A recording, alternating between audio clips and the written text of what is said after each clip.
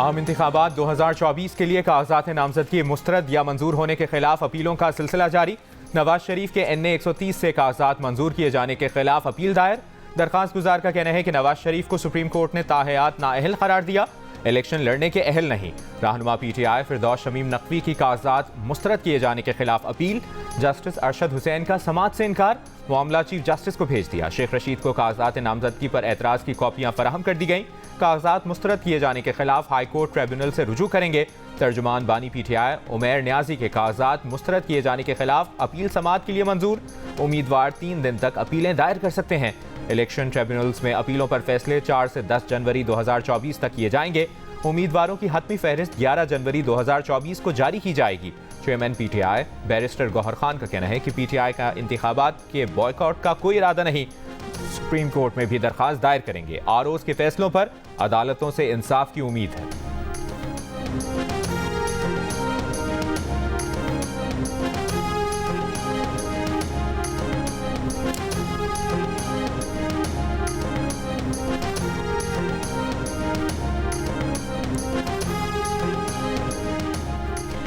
हमारा आखिरी हुक्म यही है कि इंतखाबी शेड्यूल आने से पहले हो चुकी हल्का बंदियों पर इलेक्शन होगा।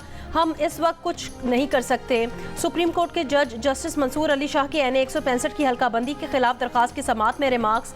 कहा, हम इस केस में इस वक्त तक कुछ नहीं कर सकते। सुप्रीम कोर्ट ने मुकदमे में समाअत इलेक्शन के बाद तक मुलतवी कर दी। नई उम्मीदों के साथ नए साल का सूरज तुलू। जियो न्यूज़ की तरफ से अहले वतन को नया साल मुबारक। मुल्क में 2024 के आगाज पर खुशहाली और इस्तेहकाम की दुआएं। महंगाई, बेरोजगारी में कमी की तवक्कुआत। नया आज़म, नया अहद, नए ख्वाब, नए ख्याल। पाकिस्तान समेत दुनिया के 64 ममालिक में 2024 इलेक्शन का साल होगा। रात 12 बजते ही मुल्क के मुख्तलिफ शहरों में जश्न मनाया गया। कराची में सी व्यू और लाहौर में लिबर्टी पर बड़ी तादाद में शहरी यकजा हुए। मजलूम फलस्तीनियों से यकजहती का इजहार भी किया। न्यूजीलैंड से टोक्यो और लंदन से न्यूयॉर्क तक दुनिया भर में साल नौ की आमद पर शानदार जश्न। आसमान रंगो रोशनी से जगमगा उठा। न्यूयॉर्क के टाइम्स स्क्वायर पर काउंटडाउन के साथ जगमगती गेंद फ्लैगपोल से उतरी। लाखों की तादाद में जमा लोगों ने नए साल को खुशामदीद कहा। ब्राजील के साहिल पर भी शानदार आतिशबाजी। लंदन में बिग बैंड की घंटी के साथ काउंटडाउन, फिर शानदार आतिशबाजी का मुजाहरा। दुबई के बुर्ज खलीफा पर लाइट शो का एहतमाम किया गया। न्यूजीलैंड, ऑस्ट्रेलिया, जापान, जनूबी कोरिया, शिमाली कोरिया समेत मुख्तलिफ ममालिक में नए साल का आगाज हो गया।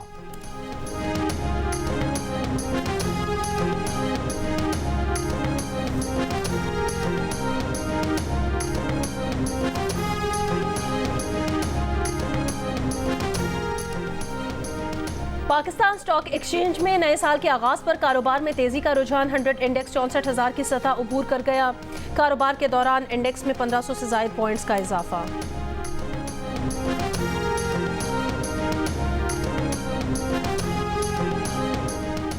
हुकूमत का अगले 15 दिन के लिए पेट्रोल और डीजल की कीमतें बरकरार रखने का फैसला। पेट्रोल की फी लीटर कीमत 267 रुपये 34 पैसे और डीजल की कीमत 276 रुपये 21 पैसे बरकरार रहेगी।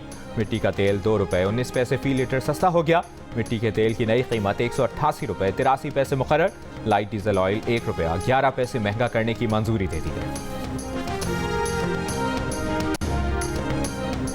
सिंध के बालाई और पंजाब के जनूबी इलाके आज गहरी धुंध की लपेट में। दादू के मुख्तलिफ इलाकों में शदीद धुंध की वजह से हद निगाह सिफर रह गई। धुंध में कमी के बाद मोटरवे M1 इस्लामाबाद से पेशावर और स्वात एक्सप्रेसवे कर्नल शेर खान से इस्माइलिया तक खोल दी गई। मोटरवे M2 इस्लामाबाद से बलकसर तक धुंध के बायस ताहाल बंद है। आलूदा तरीन शहरों में कराची का 5वां और लाहौर का 9वां नंबर।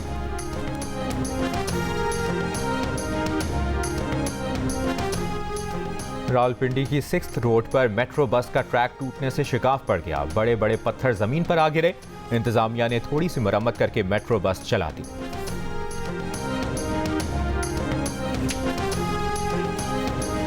पाकिस्तान को चंद दिनों में अमेरिका से फाइजर की नई ही कोविड वैक्सीन मिल जाएगी। हुकाम के मुताबिक कोविड वैक्सीन हुज्जाज कराम और हाई रिस्क लोगों को लगाई जाएगी। फाइजर की नई वैक्सीन कोविड-19 के नए वेरिएंट्स के खिलाफ भी मौसर है।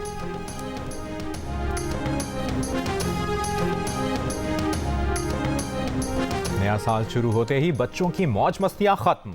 मौसम सरमा की तातीलात के बाद कराची समेत सिंध भर में आज से स्कूल खुल गए। छुट्टियों के बाद पहले दिन स्कूल आने वाले तलबा की तादाद बहुत कम रही।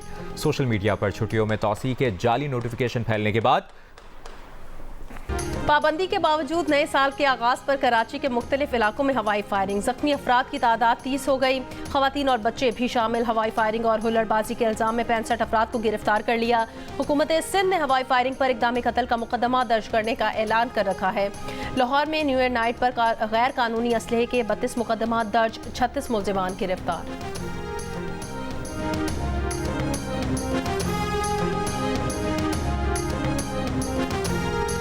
इस्लामाबाद में बलोच यकजहती कमेटी का धरना 10वें रोज में दाखिल। खवातीन, बच्चे और बुजुर्ग मुजाहिरीन कैंप में मौजूद।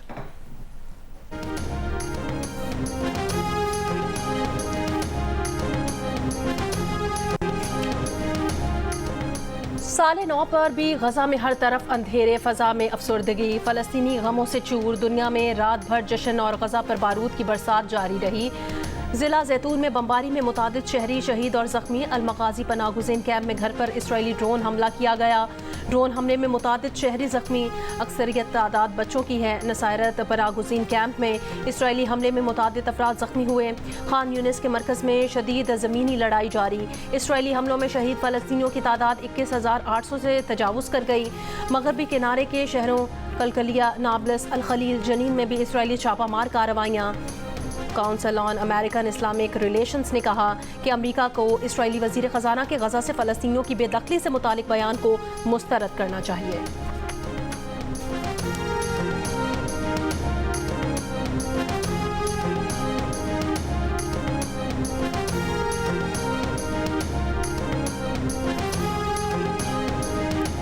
मौलाना फजलुर रहमान के काफिले पर मुबैना हमला दरअसल यॉर्क इंटरचेंज पर पुलिस चेक पोस्ट पर हमला था।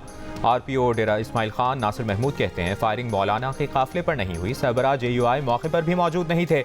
हमला पुलिस चेक पोस्ट पर हुआ, जिस पर एहलकारों ने हमला करने वालों को भरपूर जवाब दिया और वो भागने पर मजबूर हो गए। सेक्रेटरी दाखिला ने रिपोर्ट तलब कर ली। कहा शरपसंद अनासर को मुल्क में अफरा तफरी फैलाने की इजाज़त नहीं दी जाएगी।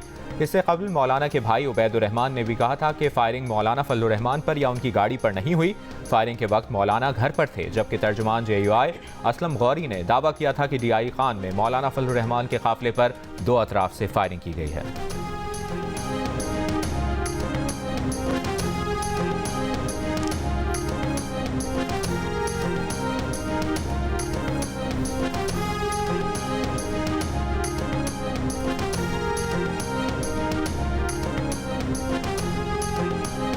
तहरीक इंसाफ के रहनुमा लतीफ़ खोसा का कहना है उनके बेटे खुरम लतीफ़ खोसा को लाहौर थाना मुजंग पुलिस ने गिरफ्तार कर लिया।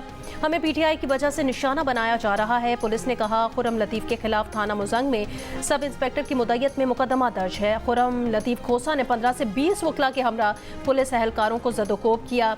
संगीन नताइज की धमकियाँ देते हुए पुलिस एहलकारों पर हमलावर भी हुए।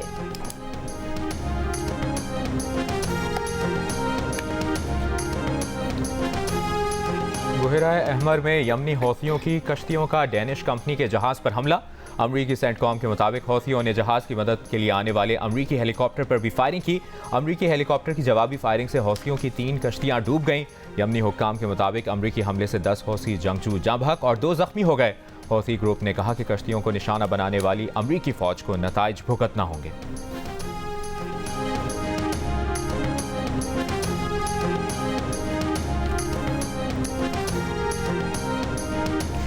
डेनमार्क की मलिका मार्गरेट दोम का 14 जनवरी को इक़्तिदार छोड़ने का ऐलान। कहा इक़्तिदार अपने बेटे शहजादा फ्रेडरिक को सौंप दूंगी। मलिका ने नए साल की तकरीब से खिताब के दौरान इक़्तिदार से दस्तबरदारी का ऐलान किया। मार्गरेट ने 1972 में अपने वालिद किंग फ्रेडरिक की मौत के बाद तख्त संभाला था। 83 साल की मलिका मार्गरेट ने डेनमार्क पर 52 साल हुकूमत की। मार्गरेट बरतानवी मलिका एलिज़ाबेथ के इंतकाल के बाद यूरोप में वाहिद मलिका है।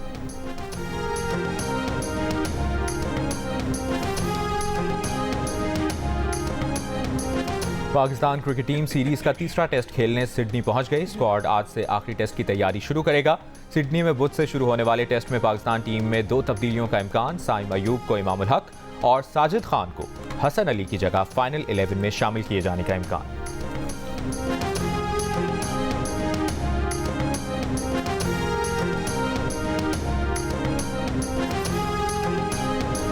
ऑस्ट्रेलियाई ओपनर डेविड वार्नर का टेस्ट के बाद वनडे क्रिकेट से रिटायरमेंट का ऐलान। कहा वो अपने फैसले से खुश हैं, फैमिली के साथ वक्त गुजारना चाहते हैं। डेविड वार्नर पाकिस्तान के खिलाफ सिडनी में अपने करियर का आखिरी टेस्ट खेलेंगे।